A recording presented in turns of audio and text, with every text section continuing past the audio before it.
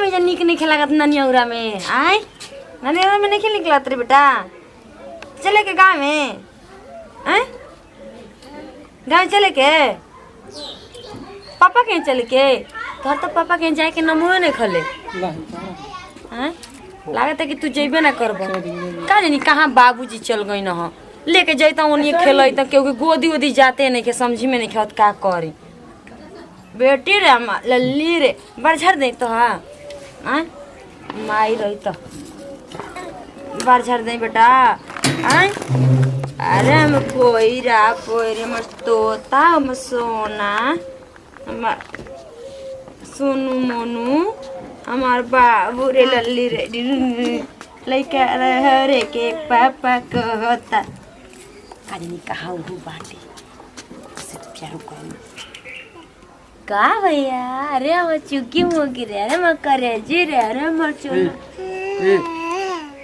मैं फिर भाव बढ़ा तेरे तहार चुप रहो तेरे पे गुस्सा बढ़ता एगो तो कथा न दिन पर आई बड़ो के बाटे नहीं होता भैया निकल नु हुने के बाबूजी रहन त कहीं कहां चल गइल सच में जब से तुम लड़का के खेले वाला न तन ए बेटा अपनी पापा के नामे भूला जाता कि हमार पापा के ह एकर पापा क्या बताएं कि के ह ए उ हाल हो गइल बटे वो गाना नहीं कि चलो कि जहिया से गइल गोदी में खेला के कि लइका तोहरे के पापा कहता हमारा सैया जी के चाचा कहता त देख मिलत नहीं खे मिलत नहीं खे मिलत नहीं खे तहार मरद सामर बने हो तो सामर बने तो उसे का हमारा गोर करिया से का मतलब काहे नहीं खे लेकिन सच में वो जो जाई ना तो उनकी गोदी ना जाई तो फिर हम किए गने कुल झंझट सहब हो किए गने झंझट अभी ओ के गोदी नहीं खे जात ओए पुत्र लइका तो हरे के पापा कहता कहां घर बोरी में का करे घर हो रही है ये काम रह गइल बटे कहीं के कर फोन आवत टे ओकर पापे कर दियो फोन अरे ओकर पापा के बात ही नहीं कहे के वो हमके सच में कहूं मिनट नहीं के लइका से बतिया के कितना परेशान हो जाता लेकिन लइका का कुछ ई तो वीडियो कॉलिंग करता न तो तकते नहीं खे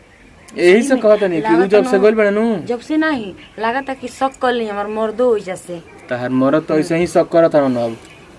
अच्छा हमार मरद शक करता ना पहले ना शक करता ना जब से लइका गोदी उदी नहीं खे पहले तो तहार बियाह है ना भइल रे अब तो जब से एथी भइल बटे भैया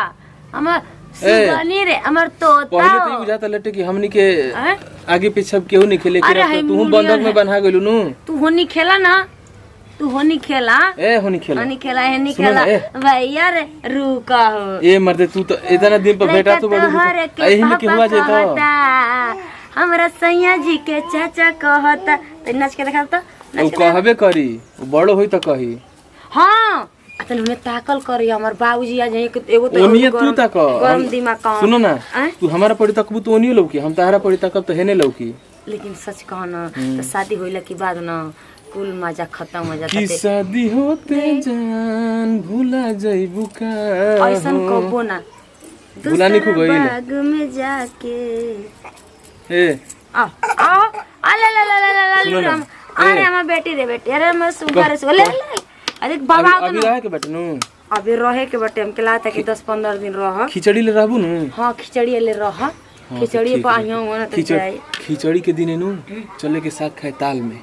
सही ताल में हां लेकिन हमार लड़का खिलाओ तो लेके चलबो तब चल नीमक मरचा बुक के ले चलबू तो हम नीमक मरचा बुक के ले जेब हमें लड़का खिलावे ला संगतिया धन ले नहीं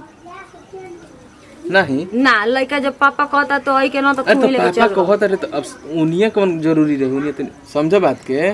ई बात सही हो गइल बाटे बुझत नहीं कि हमारा बात रहते इतना झजकार एगो कहीं कौन गाना चलल बाटे तनी बताई ना कौन गाना कि अरे जहिया से गइल बड़ा गोदी में खेला के अरे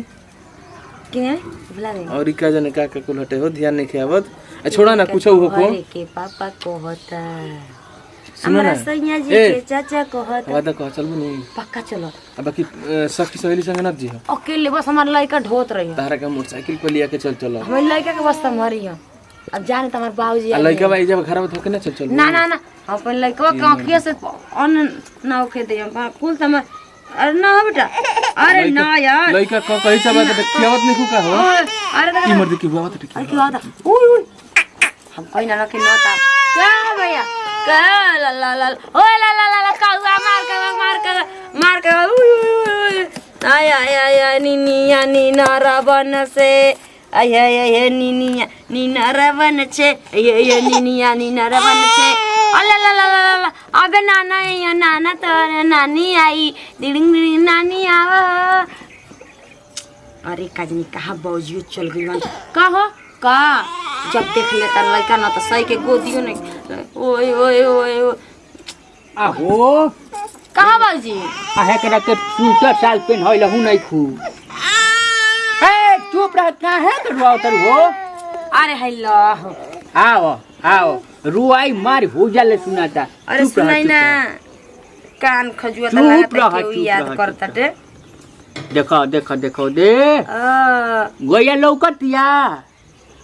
गए तो लौकते भी है देखो हो दे सुअरिया भैया लौकता हाँ हाँ हां देखत रे कहाँ चल गइल हो ए जो जोत लइका रोताटे ना तोरा तनिको समझे नहीं के आवता तो लेके गाती बांध के जा अपन अरे लाठी ना पकड़ के लेके चली हो लाठी लेके ना चले के हुआर ना रहता तो औरी का करता ही अरे ई लाठी का घुमावत रे चल बैल चरैब बाबूजी चाय पिबो हां चाय पिबो ना हो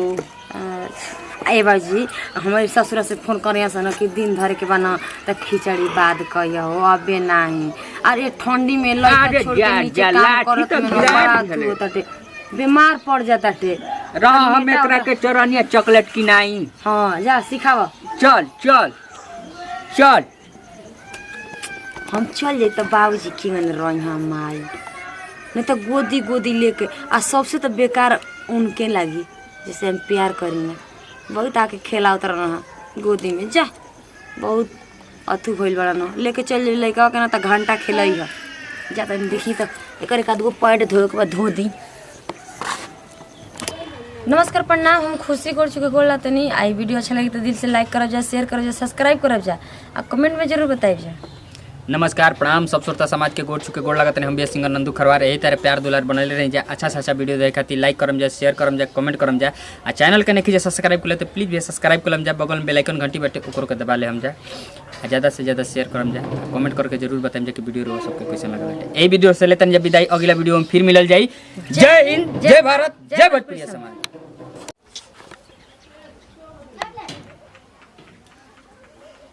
कितना करी शीशा में निक लगता जी